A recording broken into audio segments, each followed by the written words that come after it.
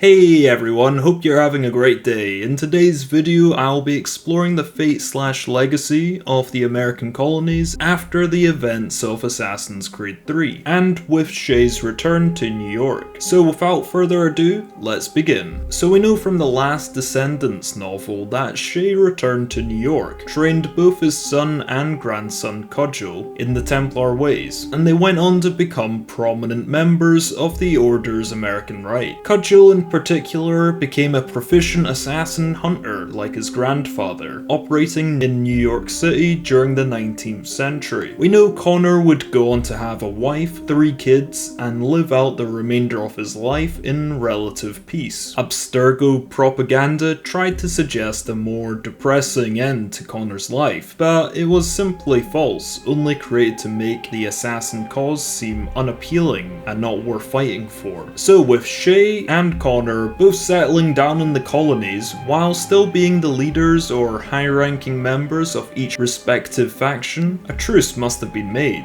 Now, a lot of fans would probably be unhappy to hear that, since it's a dream matchup to see the Assassin Slayer face the Templar Slayer, but let's analyze both of their personalities. Both men have been shown to attempt reasoning with people before attacking. Connor was open to an alliance with his father, and Shay simply did not want any reckless behavior that endangered people and wanted to make sure the assassins had no issue artifacts. Both men want a form of peace in the colonies. Shay is not extreme with his methods of control, being against the use of issue artifacts and simply wanting humanity to flourish in the colonies. Connor was fairly extreme in his pursuit of freedom during the events of AC3, causing unnecessary casualties of civilians living around Fort George and on other missions. But Connor realized after the events of Assassin's Creed 3, his methods had to change. You have succeeded. No, I have failed. My people are gone, chased out by those who I thought would protect them. There will always be a group that seeks power and to rule humanity. He cuts off one head and another takes its place. Connor needs to make the people vigilant against such powerful groups. He needs to empower the people to defend themselves from potential oppressors, as Connor won't always be around to completely eradicate every organization that seeks to control the masses.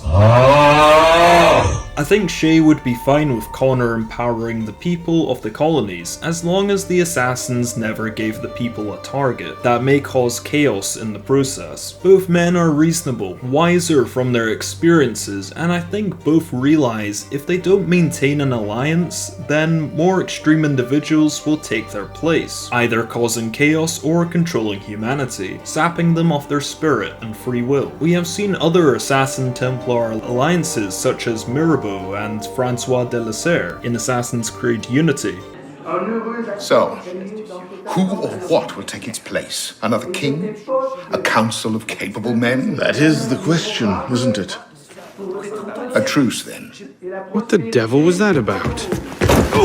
An alliance requires reasonable individuals who seek stability, and I believe Connor in his 40s and Shay in his 60s, both having seen the flaws of both the Assassin and Templar ideologies when they've been manipulated for personal gain, would be capable of sustaining a truce. For both men to live in the colonies at the same time while still serving their respective causes, and both will have spy networks in the colonies, so they'll know of each other's existence, and it would be silly to suggest otherwise. So the only logical conclusion is that they had a truce for at least a few decades until Shay passed away of old age, and his successor may have started fighting the assassins once again. The next known leader of the colonial Templars was William Tweed in the 1860s, so we don't know definitively if Connor had to fight the Templars again in the later part of his life. But what do you guys think?